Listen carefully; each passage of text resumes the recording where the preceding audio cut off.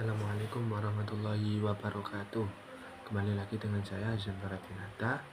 Kali ini saya ingin membahas tentang studi Islam dan problematiknya.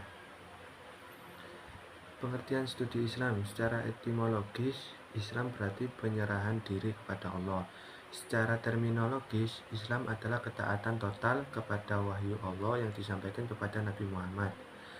Studi Islam adalah penelitian ilmiah tentang ajaran Islam secara menyeluruh. Studi Islam bukan sekedar belajar ibadah, tetapi memahami keseluruhan sistem hidup berdasarkan wahyu seperti akidah, ibadah, akhlak, dan muamalah. Ruang lingkup studi Islam. Ruang lingkup studi Islam dalam aspek spiritual, seperti hubungan manusia dengan Allah. Aspek moral dan sosial, seperti hubungan antara sesama dan etika bermasyarakat. Kalau dalam aspek intelektual, seperti pengembangan ilmu, tafsir, dan pemikiran Islam. Islam mengatur kehidupan manusia secara total, oleh karena itu studi Islam bersifat komprehensif, mencakup dimensi rohani, etis, dan rasional. Pendekatan sosiologis dalam studi Islam mengkaji penerapan ajaran Islam dan masyarakat, menganalisis dinamika sosial dan komunitas muslim, membangun keharmonisan antar kelompok tanpa menimbulkan konflik. Pendekatan sosiologis menekankan pentingnya memahami bagaimana nilai-nilai Islam hidup di tengah masyarakat, bukan hanya dalam teks. Isu insider dan outsider. Insider, peneliti muslim yang memahami Islam dari dalam.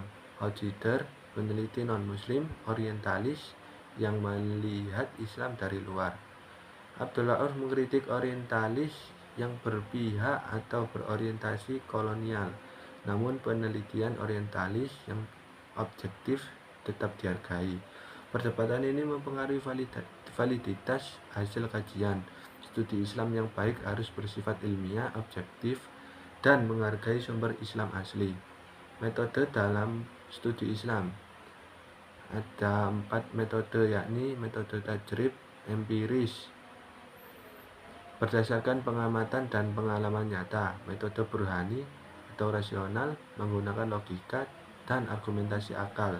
Metode irfani, spiritual, berdasarkan pengalaman batin dan intuisi keagamaan. Dan metode bayani atau tekstual, analisis terhadap teks wahyu atau Al-Quran dan hadis. 4 metode ini melengkapi satu sama lain, sehingga studi Islam tidak hanya normatif tetapi juga ilmiah dan aplikatif dalam kehidupan nyata. Studi Islam adalah ilmu yang dinamis dan multidimensi, menggabungkan pendekatan empiris, rasional, spiritual, dan tekstual. Tujuannya memahami Islam secara menyeluruh dan kontekstual. Dengan metode yang beragam, studi Islam tetap relevan di era modern, menjaga kemurnian ajaran sambil menjawab tantangan sosial dan intelektual umat manusia. Itulah penjelasan dari saya, pembahasan dari saya. Sekian. Wassalamualaikum warahmatullahi wabarakatuh.